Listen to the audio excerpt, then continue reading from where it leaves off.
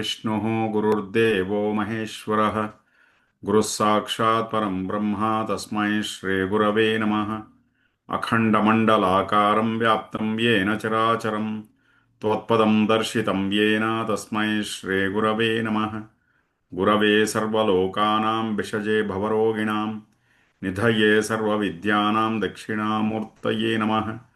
ॐ नमः प्रणवार्थाय शुद्धज्ञानैकमूर्तये निर्मलाय प्रशान्ताय दक्षिणामूर्तये नमः।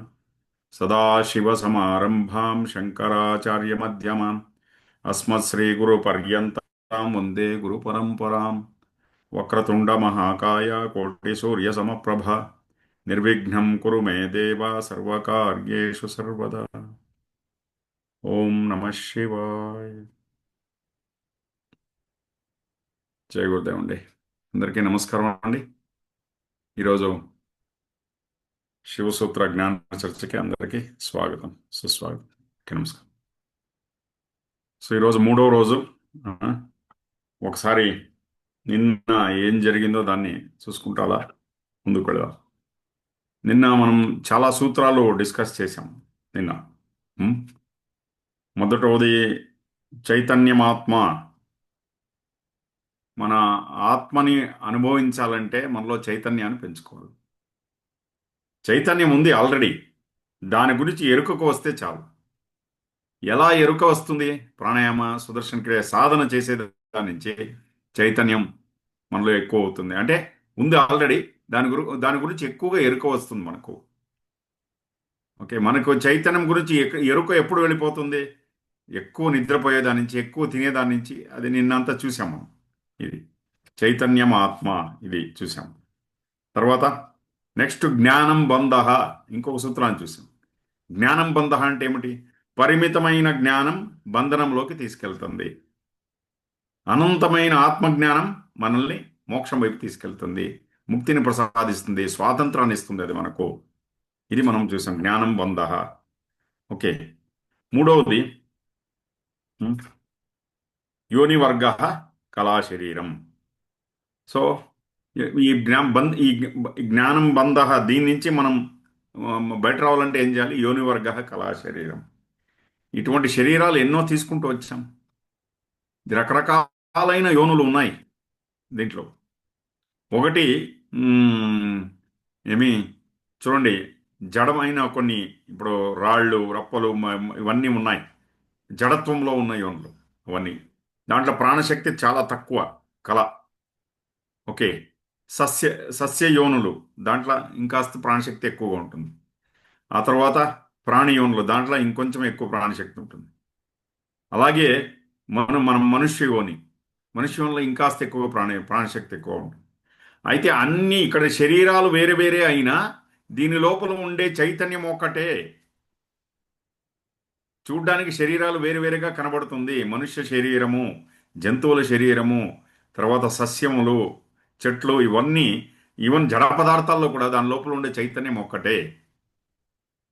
అర్థమవుతుంది కదా? ఇది తెలుసుకుంటే అప్పుడేమవుతుంది? ఇది యోని వర్గ కళా శరీరం. శరీరాలు మారుతున్నాయి అంతే.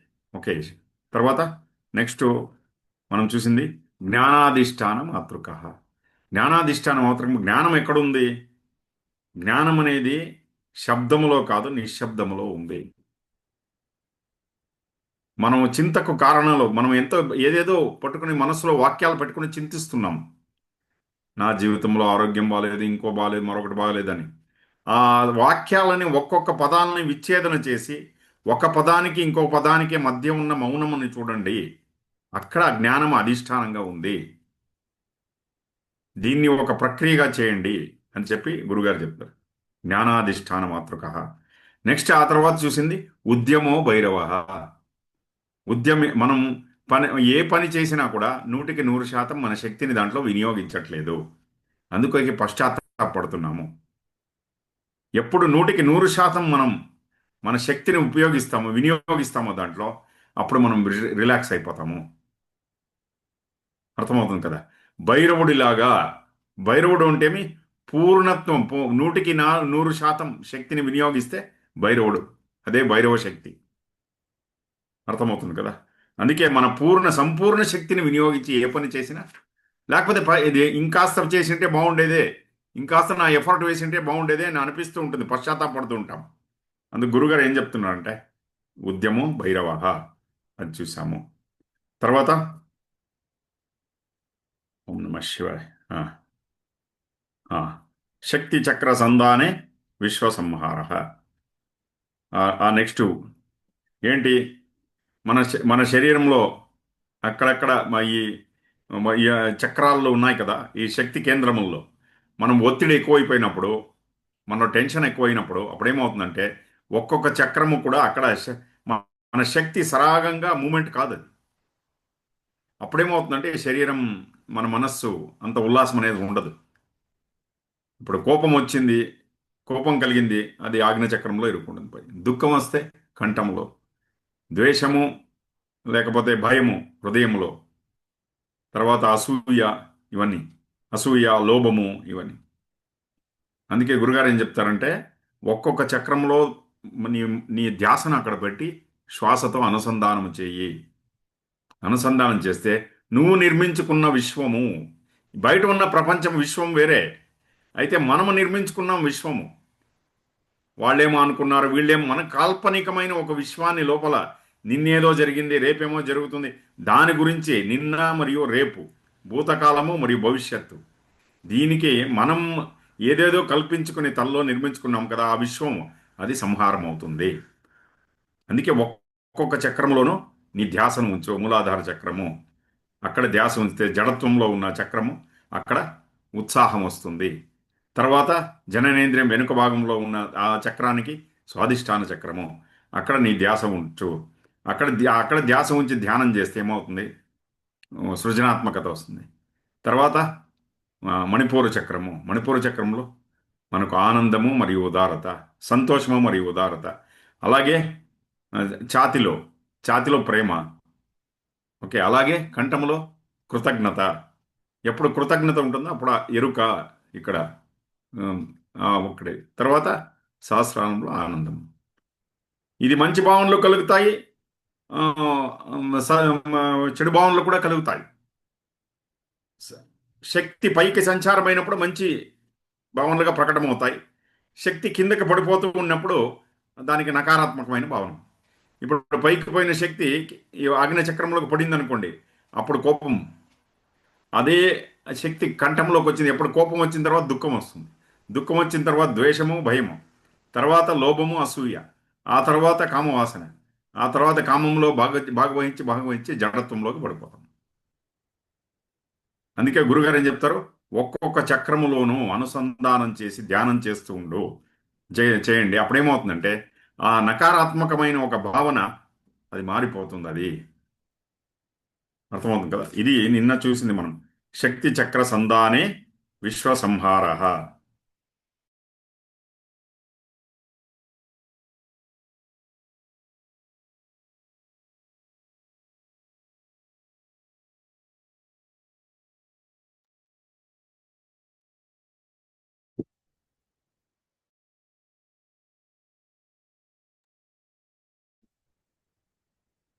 కనెక్ట్ అవుతారు ఒక 2 నిమిషాలు. వినబడుతుందా? అందరికీ వినబడుతుందా? మధ్యలో కొంచెం బ్రేక్ వచ్చింది సార్. ఇప్పుడు వినబడుతుందా? ఇప్పుడు వినిపిస్తుంది సార్. ఇప్పుడు యా. ఇప్పుడు నిన్న ఇన్ని సూత్రాల గురించి మనం చర్చించుకున్నాం. ఇప్పుడు మనం ఇంకాస్త ముందుకెళ్దాం. ఈ ప్రపంచం కూడా ఓ చక్రంలాగా పనిచేస్తూ ఉంది. ఓకే, మనం ప్రతిరోజు భోజనం చేస్తాం, అది మళ్ళీ శక్తిగా కన్వర్ట్ అవుతుంది, మళ్ళీ అది ప్రపంచంలోకి చేరిపోతుంది. పంచభూతాల నుంచి వచ్చింది ఈ శక్తి, ఇది ఒక చక్రంలాగా తిరుగుతూ ఉంది. అలాగే ఆ, సముద్రం నీరు నీరు ఆవిరైతుంది, ఆ తర్వాత వానలా కురుస్తుంది అనమాట. ఆ వానలు మళ్ళీ నదిల్లో ప్రవహించి మళ్ళీ సముద్రంలోకి చేరుతుంది. ఇది ఒక చక్రంలాగా జరుగుతుంది. అర్థమవుతుంది కదా. సో మనం తినింది తాగింది ఇదంతా మలమూత్రాదులుగా విసర్జన చేసి మళ్ళీ మట్టికి చేరుతుంది. అది ఎరువుగా మారి మళ్ళీ చెట్లు, దాని నుంచి ఆ, పంటలు అవన్నీ వస్తాయన్నమాట. మళ్ళీ మనం ఆ ధాన్యాలని తింటాం, మళ్ళీ అది మట్టికి పోతుంది. ఈ శరీరం పంచభూతాల నుంచి నిర్మాణమైంది. ఇది కూడా పునరావర్తన జరుగుతుంది, ఒక సర్కిల్ లాగా జరుగుతోంది. ఓకే, మనం పీల్చే గాలి ఓకే, అది చెట్ల నుంచి వస్తుంది. మనం వదిలే గాలి మళ్ళీ చెట్లు దాన్ని వాడుతున్నాయి. ఇది ఒక సర్కిల్. అర్థమవుతుంది కదా. అలాగే మనము ఈ శరీరం తీసుకున్నాం. ఈ శరీరం 50-60 సంవత్సరాలు ఉంటాం. ఈ శరీరం ఆ తర్వాత ఈ శరీరాన్ని వదిలేస్తాం. వదిలేసిన తర్వాత లోపల ఉన్న చైతన్యం అది ఇంకొక శరీరంలోకి వెళుతుంది. మళ్ళీ అది కూడా రీసైకిల్ అవుతుంది. శరీరాలు కొత్తదే తప్ప దాని లోపల ఉండే చైతన్యము మనస్సు ఇది పాతదే. ఇది ఇంకొక శరీరాన్ని తీసుకుంటూ ఇంకొక ఒక ఒక ఒక జన్మలో మగవాడిగా పుట్టాం, ఇంకో జన్మలో ఆడవాడిగా పుడతాం. ఓకే, ఇప్పుడు చూడండి, ఎలక పిల్లిలాగా పుడుతుంది. పిల్లి అంటే భయం. ఎవరి మీద భయము ప్రేమ ఉంటే ఆ జన్మ తీసుకుంటాం నెక్స్ట్ జన్మలో.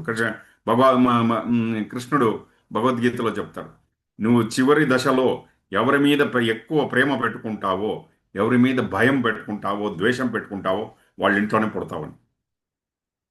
అర్థమవుతుంది కదా. ఇప్పుడు ఎలకకు పిల్లి అంటే భయం, నెక్స్ట్ జన్మలో పిల్లిగా పుడుతుంది. పిల్లికి కుక్క అంటే భయం, అది నెక్స్ట్ జన్మలో కుక్కగా పుడుతుంది. ఇలా ఒక్కొక్క శరీరాల్ని. అయితే మనుష్యుడు అందరినీ భయపడతాడు, అన్ని జంతువుల్ని భయపడతాడు. ఓకే, సో శక్తి చక్ర సంధానే విశ్వ సంహార. కాస్త విశాలంగా చూస్తే ఈ ప్రపంచమంతా ఒక చక్రములాగా అన్నీ వచ్చిపోతున్నాయి. ఇక్కడ శరీరాలు మారుతున్నాయే తప్ప లోపల ఉన్న అదే చైతన్యము, అదే మనస్సు, ఆత్మ, అదే శక్తి లోపలికి వచ్చిపోతూ ఉంది. ఒక చక్రంలాగా అంతా జరిగిపోతుంది ఇక్కడ. ఓకే, ఇది శక్తి చక్ర సంధానే విశ్వ సంహార.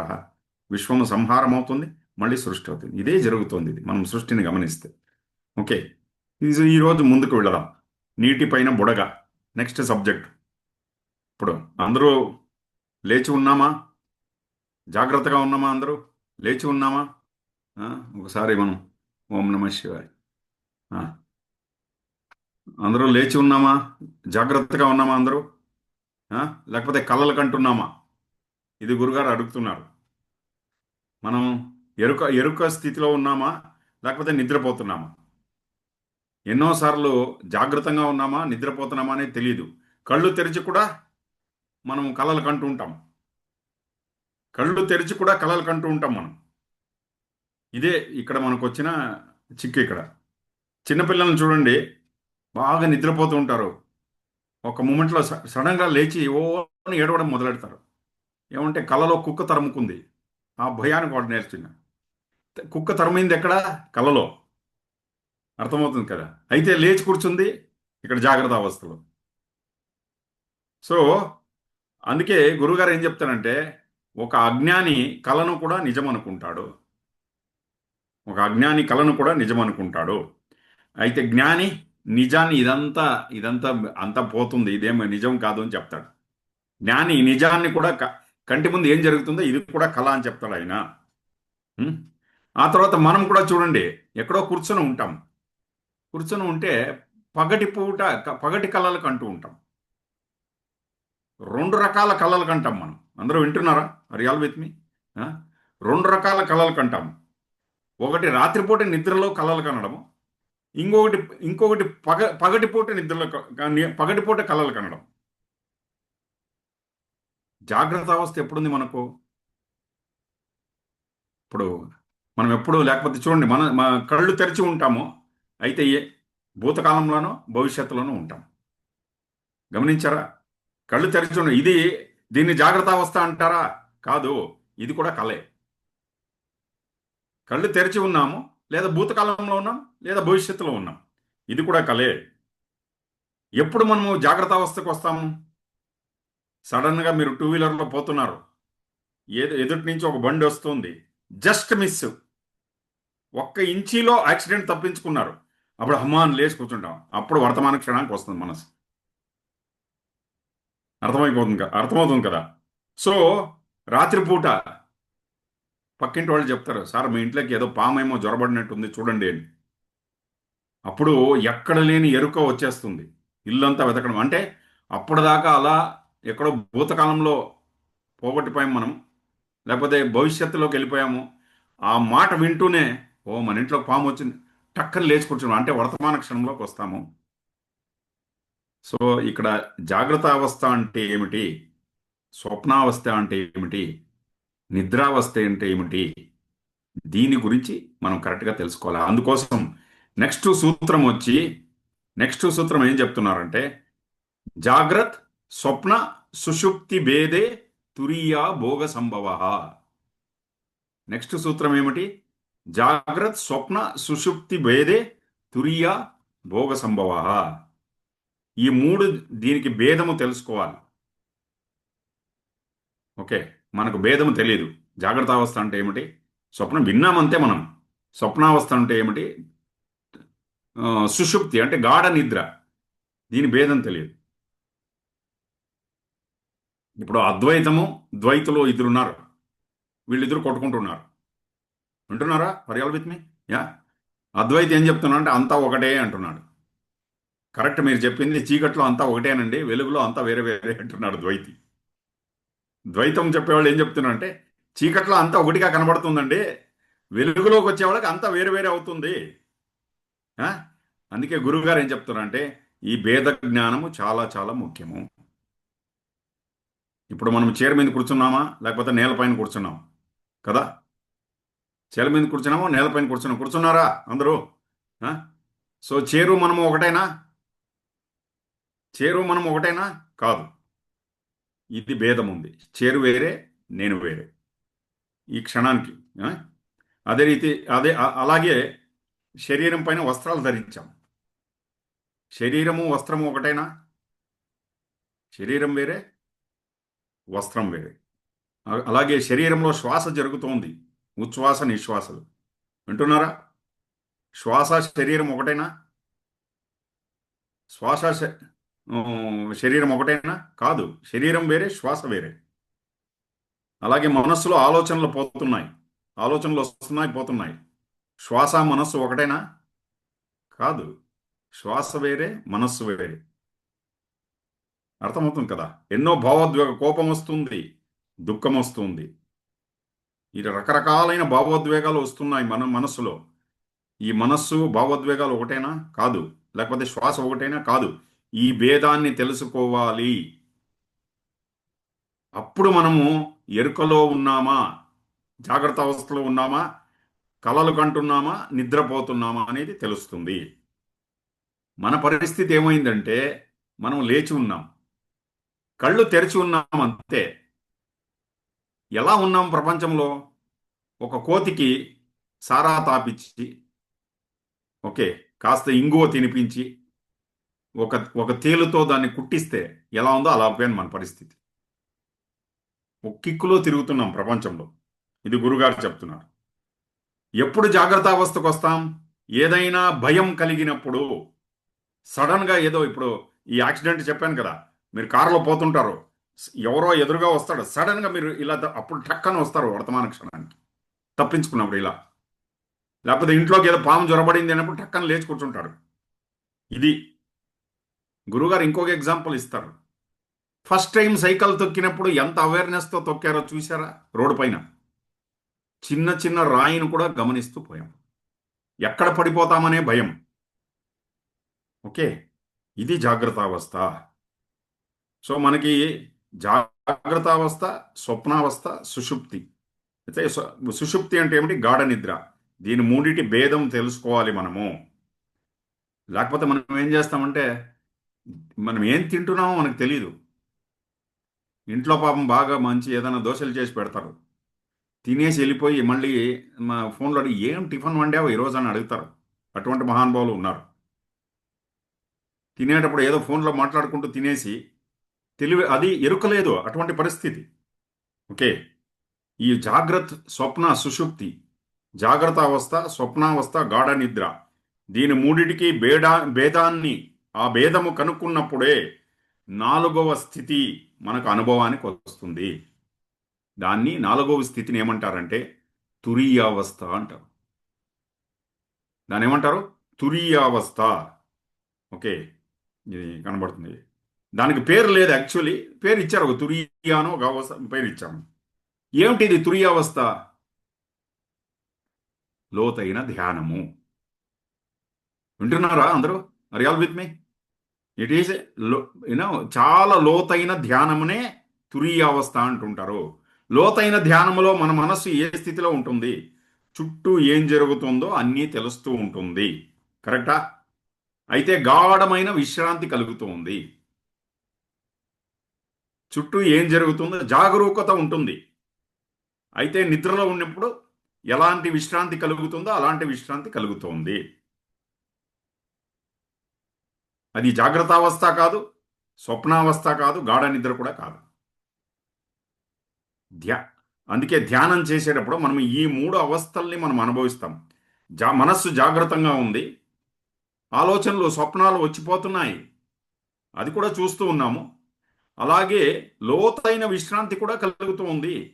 ఇది మూడు జరుగుతూ ఉంది, ఎరుక ఉంది. దీన్ని ఏమంటారంటే తురీయ అవస్థ. లోతైన ధ్యానములో దీన్ని మనం అనుభవిస్తాము. అంటే మనం స్వప్నావస్థనూ లేదు, గాఢమైన నిద్రనూ లేదు, జాగ్రత్త జాగ్రత్త జాగ్రత్త కూడా ఉంది. అప్పుడు ఆ సమాధి అది అభ్యాసం జరిగేటప్పుడు ఇది జరుగుతుంది. అప్పుడు ఎటువంటి చింతలు ఉండదు, అన్నిటి నుంచి ముక్తం. చూడండి, అందుకే ధ్యానం చేసిన తర్వాత మనస్సు ఎంత ప్రశాంతంగా అయిపోతుంది. ఇది తుర్యావస్థ. ఉం? అందుకే మీరు ఒక్కొక్కసారి చూడండి, వింటున్నారా అందరూ? ఆర్ యు ఆల్ విత్ మీ? ఒక్కొక్కసారి రాత్రి మనం రాత్రంతా నిద్రపోయి పొద్దున్నే లేచి బెడ్ పైన కూర్చుంటారు చూడండి. కూర్చున్న వెంటనే అలాగే కళ్ళు మూసుకొని కూర్చోండి కాసేపు. పొద్దున్నే లేచిన వెంటనే ఇమీడియట్లీ కిందికి దిగేది వద్దు. బెడ్ మీద కూర్చుని అలాగే కళ్ళు మూసుకుని కాసేపు ధ్యానించండి. ఎందుకంటే నిద్రకి ధ్యానానికి పెద్ద డిఫరెన్స్ ఏం లేదు. నిద్రలో లోతైన విశ్రాంతి కలుగుతుంది, అయితే బయట ప్రపంచం యొక్క ఎరుక లేదు. అయితే ధ్యానములో లోతైన విశ్రాంతి కలుగుతుంది, అయితే బయట ప్రపంచం యొక్క ఎరుక వస్తుంది, ఎరుక ఉంటుంది మనకు. ఇది ఈ రెండు డిఫరెన్స్ అన్నమాట. అర్థమవుతుంది కదా? అందుకు ఇప్పుడు మనం చూసింది జాగ్రత్త, స్వప్న, సుషుప్తి. దీని మూడిటికి భేదము తెలుసుకో.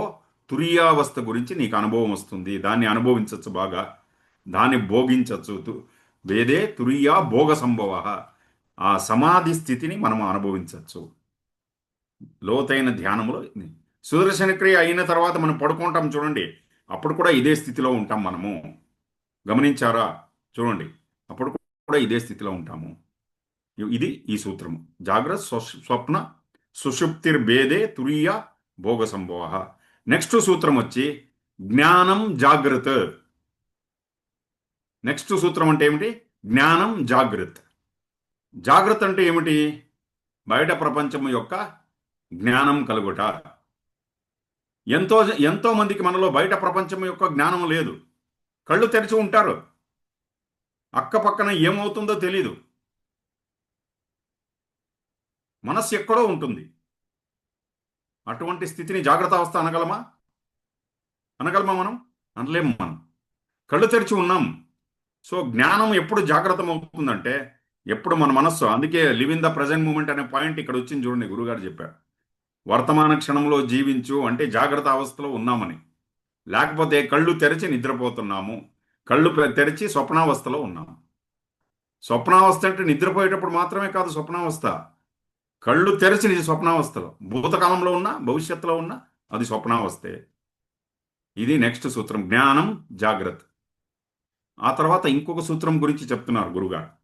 స్వప్నో వికల్ప. స్వప్నో వికల్ప. స్వప్నములు ఏం జరుగుతుంది? వికల్పము. బయట ఏం జరుగుతుందో బయట ఏం జరుగుతుందో అదన్నీ తెలుస్తూ ఉంది. ధ్యానములో ఆలోచనలు వచ్చిపోతున్నాయి. ఓకే. తర్వాత లోతైన విశ్రాంతి కలుగుతోంది. ఇది మూడు జరుగుతుందంటే జాగ్రత్త, స్వప్న, సుషుప్తిర్. దీనికి అతీతంగా ఇంకేదో ఒకటి జరుగుతుంది, అదే తురీయావస్థ. ఆ తురీయం అనే దాన్ని భోగం, ఆ భోగం అనేది కలుగుతుంది. భోగ సంభవ ఇక్కడ చెప్తున్నాడు. జాగ్రత్త, స్వప్న, సుషుప్తిర్ భేదే తురీయ భోగ సంభవ. ఇది తెలుస్తుంది. ఓకే. సో ఇది మన జీవనం అనేది వింటున్నారు అందరూ? Real with me? యా. మన జీవనం అనేది ఒక దీర్ఘమైన నిద్ర. అది ఎప్పుడూ మనం లేచి ఉన్నా నిద్రపోతున్నాం. మనం నిద్రపోయేటప్పుడు అటువైపు ఇటువైపు తిరుక్కుంటూ ఉంటాం. మనం పొద్దున్నే 5 గంటలకు లేయాలని అలారం పెట్టుకుంటాం. అలారం పెట్టుకుని అది కొట్టినప్పుడంతా ఒకసారి దాని తల మీద కొడుతూ కొడుతూ కొడుతూ 7:30 8 అయిపోతుంది. జీవితంలో కూడా అలాగే నిద్రపోతూ ఉంటాం. ఈ నిద్ర ఒక లక్షణం ఏమి అంటే అవివేకం. నిద్రలో వివేకం పనిచేయదు. ఏది మంచి ఏది చెడు అనేది పనిచేయదు నిద్రలో. అర్థమవుతుంది కదా. అందుకే ఇక్కడ ఇంకొక సూత్రం చెప్తున్నారు గురువుగారు. ఈ నెక్స్ట్ సూత్రం ఏమంటే అవివేకో మాయా సౌషుప్తి. వినబడుతుంది కదా. ఆ? ఒక్కొక్కసారి అలా అలా స్టాప్ అయినట్టు అనిపిస్తుంది. అవివేకో మాయా సౌషుప్తి. నిద్రలో కొత్తగా నేర్చుకోవడానికి ఏం ఉండదు. అక్కడ లోతైన విశ్రాంతి తప్ప ఇంకేం ఉండదు. అక్కడ జ్ఞానం కూడా అభావమే. అక్కడ జ్ఞానం కూడా ఉండదు. ఓకే. సో అలాగే క- కళ్ళు తెరిచి కూడా నిద్రపోతూ ఉంటాం మనం. అవివేకం అంటే ఏమిటి అని దాని గురించి చెప్తుంటాం. ఇప్పుడు ప్రపంచం ఒక రకంగా ఉంది. మనం ఏమనుకుంటామంటే అందరూ నా గురించి ఏమనుకుంటున్నారు, ఆ? నా మాన అపమానాలు, అక్కడ పోతే వాళ్ళు నన్ను సరిగ్గా రెస్పెక్ట్ చేయలేదు, అపమానాలు, దీని గురించి ఒక ఎగ్జాంపుల్ చెప్తారు గురుగారు. ఒక ఒక లేడీ, అంటే ఒక మహిళ ఆశ్రమానికి వచ్చేవారు. ఆశ్రమానికి వస్తున్నప్పుడు ఆమె గురువుగారికి దగ్గర చెప్పేది ఏమంటే, నా కొడుకు చాలా మంచివాడు, నా కొడుకు నేను గీసిన గీటు దాటడు వాడు, నేనేం చెప్తే అది వింటాడు అని చెప్పి చెప్తుండే. ఇలా కాలం గడిచినప్పుడు అతను ఏం చేశాడంటే ఒక ఇంటర్ కాస్ట్ ఒక వేరే అమ్మాయిని పెళ్లి చేసుకున్నాడు. పెళ్లి చేసుకుంటే ఆమెకు పెద్ద షాక్ అయిపోయింది. ఎందుకంటే ప్రపంచమంతా చెప్పుకొచ్చింది నా కొడుకు చాలా మంచివాడు, నేను గీసిన గీటు దాటడు, చాలా మంచివాడు అని చెప్పుకొచ్చింది. ఇక్కడ చూస్తే అతను స్ట్రక్ అవుతుందా? స్ట్రక్ లేదు కదా, వినబడుతుంది కదా.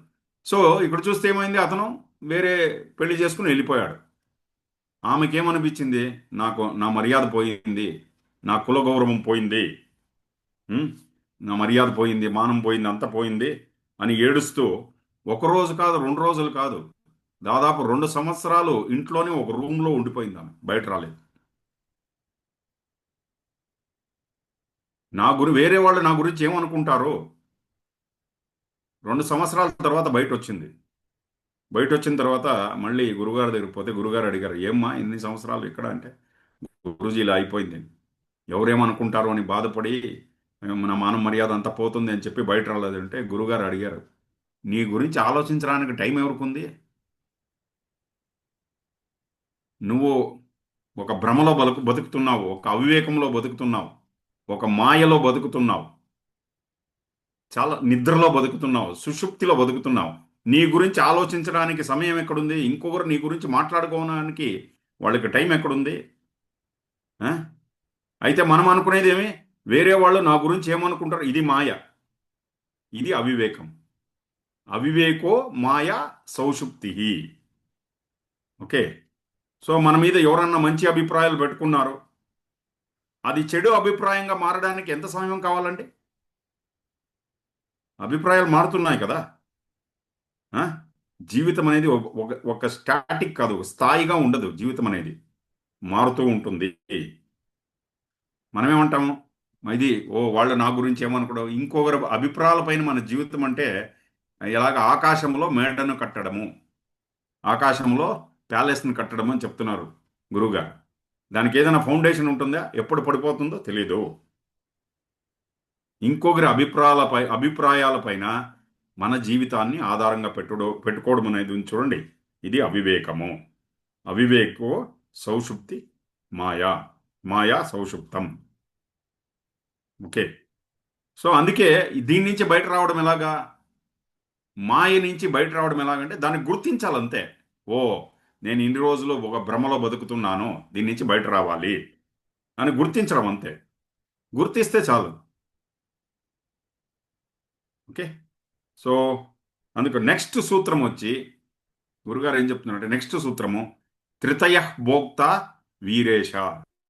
వినపడింది అందరికీ? Are all with me? Yeah. త్రితయ భోక్త వీరేశ. నెక్స్ట్ సూత్రం వచ్చి ఉమ్, జీవితము చాలా సంకీర్ణమైనది. జీవితం జటిలంగా ఉంటుంది ఒక్కొక్కసారి. కొన్నిసార్లు గెలుస్తాము, కొన్నిసార్లు ఓడిపోతాము జీవితంలో. 100 సార్లు ఓడిపోవచ్చు మనం జీవితంలో. అయితే గురుగారు ఏం చెప్తున్నారంటే, ఓడిపోయినా కూడా ధైర్యం కోల్పోకు. ఎవరు ధైర్యం కోల్పోడో వారు ఒక రోజు గెలుస్తాడు వాడు. ఎవడు ధైర్యం కోల్పోడో వాడు గెలుస్తాడు. ఇంకొకటి ఆయన ఏం చెప్తున్నాడంటే, ధైర్యం ఇది గెలుపు అనేది ఏ మూర్ఖుడైనా స్వీకరిస్తాడు. గెలుపుని ఏ మూర్ఖుడైనా స్వీకరిస్తాడు. ఓటమిని స్వీకరించి జీర్ణించుకునేవాడే వీరుడు. ఎవడు ఓటమిని స్వీకరిస్తాడో, ఎవడు ఓటమిని జీర్ణించుకుంటాడో వాడే నిజమైన వీరుడు. త్రితయ భోక్త వీరేష అదే చెప్తున్నారు.